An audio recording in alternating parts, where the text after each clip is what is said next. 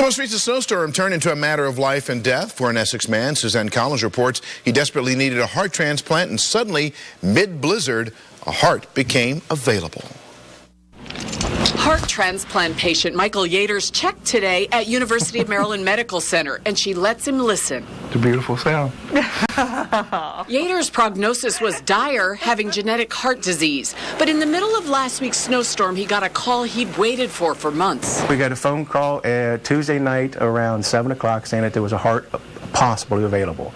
They were still waiting some test results to come back. They'd have them about 3 or 4 o'clock in the morning. The cardiologist knew that her patient would have to dig out in the midst of the snowstorm, and he still might not make it to the hospital from his home in Essex. Yet it could save the 51-year-old's life. I'll never forget when I called him and said, I think I've got a donor for you. And I said specifically, it's not 100%, but because of the snow, I want to tell you early. Yater's wife went out in the dark with a snow shovel in hand and more than 2 feet covering their cars, and his four-wheel drive blocked by her car. So she went out and started cleaning off. The neighbors happened to notice.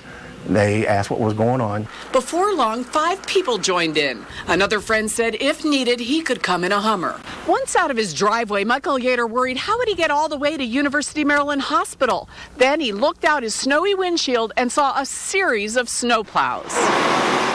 They led a clear path down I-95, then it got deep. Then another plow train appears.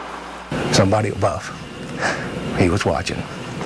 He cleared the road. The hospital staff is ready, having spent the night. The surgery is a success, and now Yater looks forward to seeing a new grandchild and life's pleasures in years to come. Suzanne Collins, WJZ, Eyewitness News. Wow, Michael Yater says he's extremely grateful to the parents of a 25-year-old man who chose to donate their son's organs.